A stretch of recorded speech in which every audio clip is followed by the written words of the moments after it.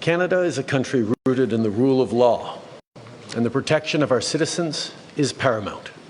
That's why, when our law enforcement and intelligence officials began pursuing credible allegations that agents of the Government of India were directly involved in the killing of a Canadian citizen, Hardeep Singh Nijjar, on Canadian soil, we responded.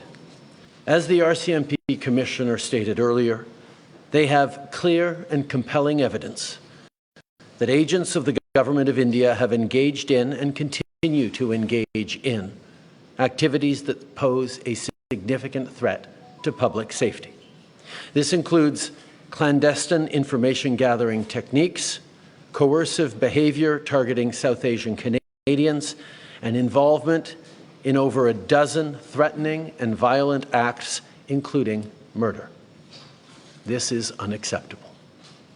While attempts have been made by the RCMP and national security officials to work with the Government of India and Indian law enforcement counterparts on this matter, they have been repeatedly refused.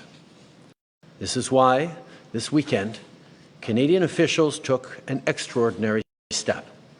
They met with Indian officials to share RCMP evidence which concluded 6 agents of the Government of India are persons of interest in criminal activities. And despite repeated requests to the Government of India, it has decided not to cooperate. Let me be clear. The evidence brought to light by the RCMP cannot be ignored. It leads to one conclusion. It is necessary to disrupt the criminal activities that continue to pose a threat to public safety in Canada.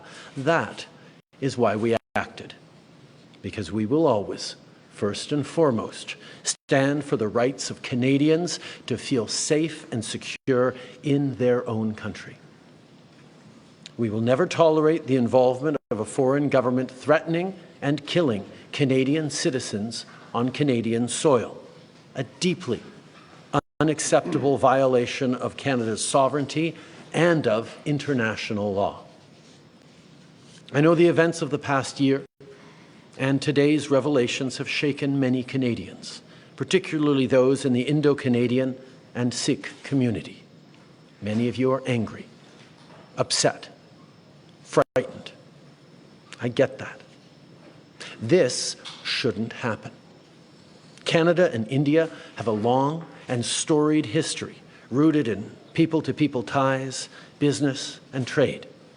But we cannot abide by what we're seeing right now. Canada fully respects the sovereignty and territorial integrity of India, and we expect the Indian government to do the same for Canada. As Prime Minister, it is my responsibility to provide reassurance to those who are feeling their safety has been compromised, but most importantly, it is my responsibility to take action and to never hesitate in doing what is necessary to protect Canadians. That is precisely what we are doing today.